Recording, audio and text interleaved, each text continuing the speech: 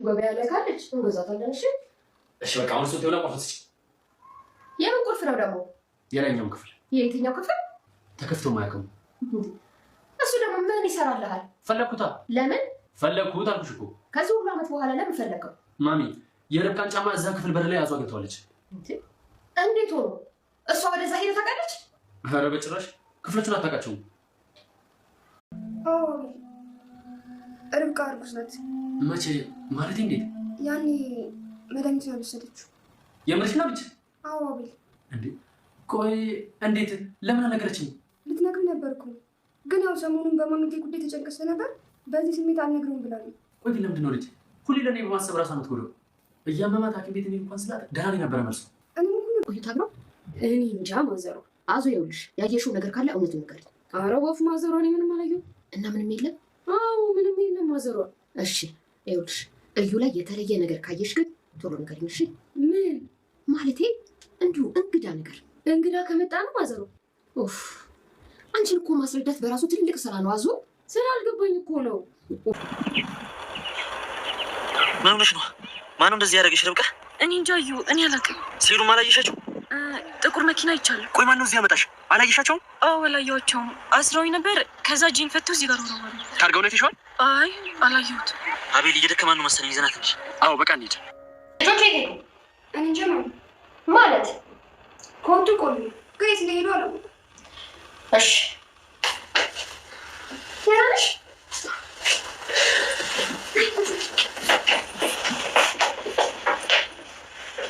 አታያትም እንዴ? አሁንማ በጣም ደህና ነች። እሱስ ልክ ነህ።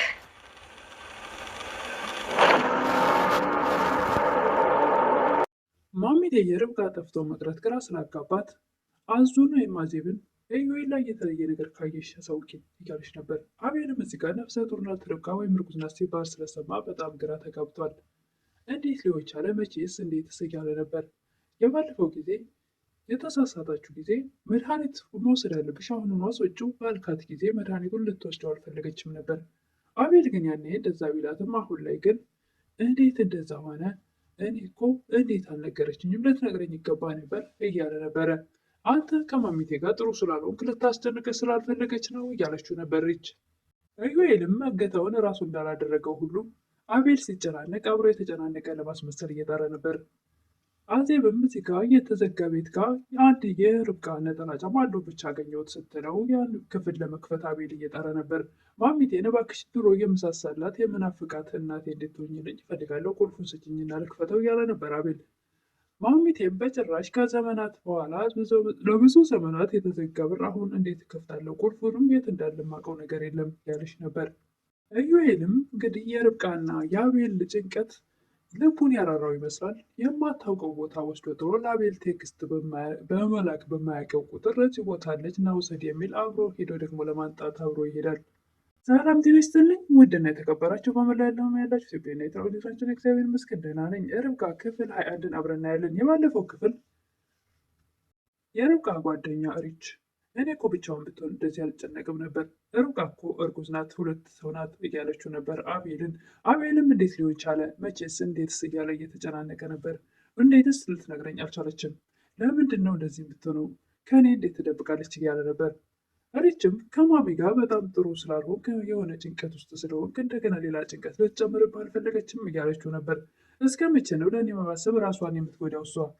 አቤልም አሁን ርብቃን ብቻ ሳይሆን ልጄንም ጭምር ያጣሁት እያለ ሌላ ጭንቀት ውስጥ ገብቷል። ማሚቴ ኢዩኤልን ሁሉም በተሰበሰቡበት ለብቻ ላናግርህ እፈልጋለሁ በማለት ወደ መኝታ ቤት ወስዳ ርብቃ መጥፋት ላይ እጅ አለበት ወይ እያለችው ነበር። ኢዩኤልም እንዴት እንደዚህ ትጠራጥረኛለች? በዛ ላይ ነፍሰ ጡር፣ በዛ ላይ ደግሞ በማታውቀው ጉዳይ እንዴት እሷን ላግት እችላለሁ እያለ ነበረ። በወረቀቱ ጉዳይ ስለጓጓ እሷን አግተህ ከሆነ ብዬ ነው እያለችው ነበር ማሚቴ። እሱም ሽምጥጥ አድርጎ ነበር የካዳቸው። ወረቀቱም እሷ ጋር የለም። እንዴት ነው ደግሞ በማታውቀው ነገር የሚቀጣት እያለ በተደጋጋሚ ሽምጥጥ አድርጎ ማሚቴን ይክዳቸዋል። እና ቆይ የት ሄደች ይባላል?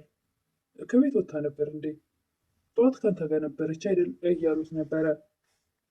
ኢዩኤልም ከአቤል ጋር ተጣልታ ይሆን ትትለው ማሚቴ፣ አንቺ ግን ተጨንቀሽ እንዳይሆን አይኗን ላፈር ብለሻት የነበረችዋ ልጅ እንዴት በአንድ ጊዜ ተቀይረች ደግሞ መልሰች ልትወጃት ቻልሽ እያለ ነበረ። ወድጃት ትላለች ማሚቴ። ደግሞ በአንድ ጊዜ ተቀየርሽ ይላል ኢዩኤል። ማሚቴም እኔ ለሷም ለሱም አስቤ ሳይሆን ቤቴ እንዳይረበሽ ነው። አዙም ሁሉ በተሰበሰቡበት አቤል የተቆለፈው ክፍል አካባቢ ድምፅ ሰምቼ ሲሄድ የርብቃን አንድ ጫማ በር ላይ ያገኘሁት። አቤልም እንዴት እንደዚህ ይሆናል? እንዴት ሊሆን ቻለ? እዛ ጫማው ሊሰራ ሄደ እያለ ነበረ። ሪችም የት ነው ቦታው እያለች ነበረ። የዶሮ የማሚቴ ክፍል ነበረ ተከፍቶ ማያውቅ ላይ ነው ይላል አቤል። እና እንዴት እዛ ምን ሊሆን ሄደ ጫማው እንዴት እንደዚህ ይሆናል እያሉ ሁሉም ግራ ተገብተዋል። ርብቃም አጋቸው እና እባክህ እርጉዝ ነኝ ልጄ ይጎዳብኛል። ቆይ ምንድን ነው ከኔ የፈለጋችሁት? ገንዘብ ከሆነ ገንዘብ ልስጥ፣ ደግሞ ለምንድን ነው የማታወራው? ለምንድነው ዝም የምትለው? እያለችው ነበር። አጋችሁ ግን መልስ ሊሰጣት አልቻለም። ምንም አይነት ድምፅ አያሰማም። ድምፁ ማንነቱ እንዳይለይበት ይመስላል።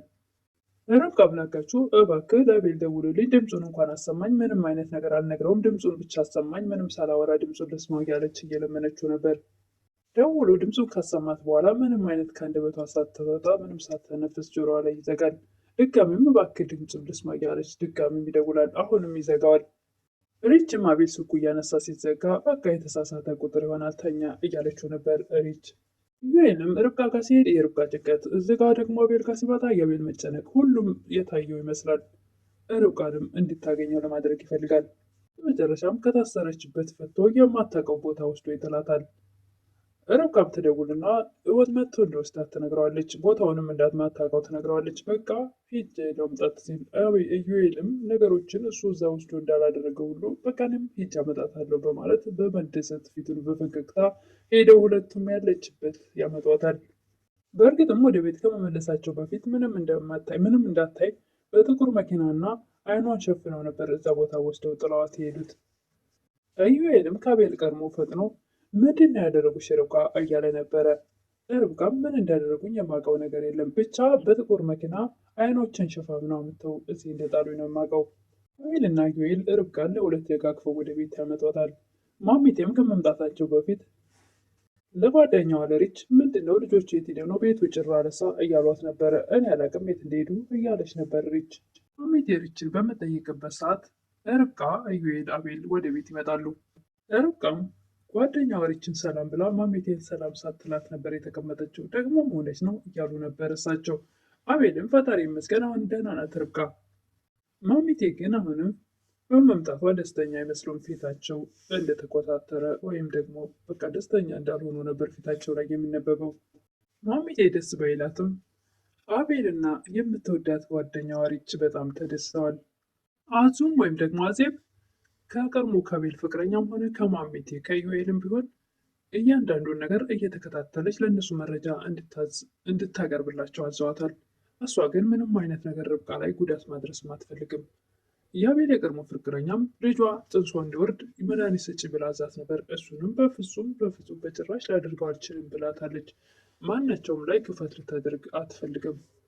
ከሶስቱም ግን የተሻለ ነገር ማግኘት ትችላለሽ፣ ጥሩ ደሞዝ ይከፈልሻል እያሏት ነበረ። እሷም ግን ገንዘቡ አጓግቷት ርብቃ ላይ ክፋት ነገር ልታደርግ አልፈለገችም።